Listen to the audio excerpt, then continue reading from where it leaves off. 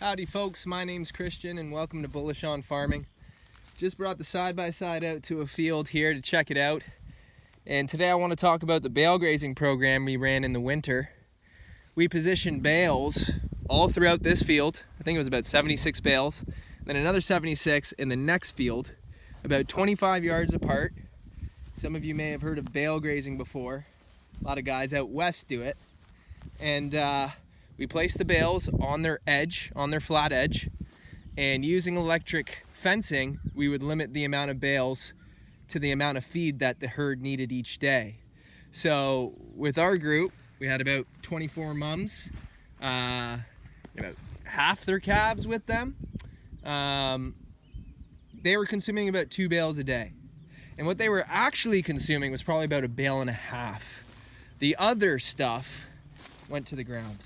Okay, and that's what we wanted. Bale grazing is a regenerative technique. Some people are a little nervous to apply it. It is a pretty high impact method because the cattle don't graze up all the hay, obviously, and the residue is left. Sometimes it's left a little thicker than you'd like. But you got to remember that fixing your pastures doesn't happen overnight. It's about doing things right consistently. And so by bale grazing, what we were doing was placing carbon on the ground, allowing the cattle to obviously eat it. And while they're mobbing it, they'll poop on it, stir it up, and create what I like to think as a mild compost pile that is like a pocket of fertility in your field. Look at this growth right there. Look how high that grass is and how lush it looks. And even surrounding it. Because folks, I'll be honest, I came out with a pitchfork and I spread those pies in the spring on foot. This field was way too wet to bring the tractor out. And, they were a little thick, so I wanted to spread them out. Just for comparison, I have areas where I didn't spread it out in another field. But look at that growth, right? People are saying, oh, you're smothering out what wants to grow here. No, we're creating a carbon floor, which actually increases the fertility of the land. With that carbon floor, you're going to capture more moisture. You're going to have an environment for microcultures to start developing. Look at that grass. And then take a look over there. I'm not sure the camera translates what I'm trying to show you guys, but there's no doubt that within those bale pockets, and anyone who's unrolled a bale of hay on land and seen the next year how there's a strip of grass just growing much stronger than around it knows that there is some validity to this method. Now, it does take some finessing. Everyone has different comfort levels, right? You can see on this one. Now remember, we're only at June 14th here. We're like at the beginning of the grazing season. There's more hay on the ground here, but look what happens when I pull it back. Look at all that moisture. That's where the worms want to be. That's where the bugs want to be. When we're lacking rain, I'd like to see in late summer, July, August, I pull that back. I wouldn't be surprised if I still saw moisture pockets. And you guys got to excuse my sneezing or my sniffling. I got a little bit of the sniffles from the pollen out today. It's a hot day, 27 degrees, coming to you from Prince Edward County. But take a look at that. Walking over to another spot where the bales were. Look at that grass growth. And compare that to over there. Now this is one of our weaker fields, okay? So we chose it to bale graze it for that specific reason. We want to build topsoil. So all this, it's organic matter, right? It biodegrades, it decomposes, and it turns to topsoil and everything that the ground needs to thrive, okay? People keep their cattle off their fields in the wintertime typically, and nothing's happening out there. Look, we're in Canada. I know it's cold and that, the benefits of spreading manure and stuff in the winter aren't as, the value isn't as active as it is in the warmer weather. But by having your cattle out here, folks, we had our cattle out here all winter. they weren't cooped up and confined into a winter paddock that had to be mucked out and cleaned every week because the manure was just piling up. And you know, you walk in and it's just rank. We had the cattle out here, spreading their manure here, moving daily or every other day, keeping them active, keeping them on the land as nature intended. Look at this growth. Look, there's farmers hurting out there with weak pastures that have been overgrazed. They're tilling them, you know, every so often, and they don't know what to do.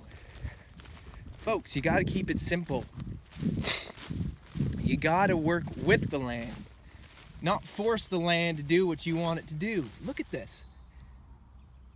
I mean, I am just very happy with how this is playing out. This doesn't bother me none, right? Next year, all that carbon floor is gonna serve the fertility of this whole vicinity that the hay touched. And you know, this field needs it. So I'm a big fan of rolling out hay, you know, just like Greg Judy. But this is the first time I personally, for a full season, in a systemized way, tried the bale grazing. Guys out west do it. And I'm very happy with it. I do think that rolling out hay, if you can do it, and it fits into your, you know, system for what you have planned, is the better option. It does distribute hay better. However, you know, we're talking about, I don't know, throughout this whole field, probably 10% of the field that has kind of hay cover right now. Folks, if that's gonna put you under and you can't really, you're scared to graze your farm because you think you're losing land, then you're already in a tough place with land, right? You need to get your land sized out with your cows properly so that you can do the proper things to regenerate your farm. Look, this one's a little weaker, but you still see the grass that is growing within this pocket.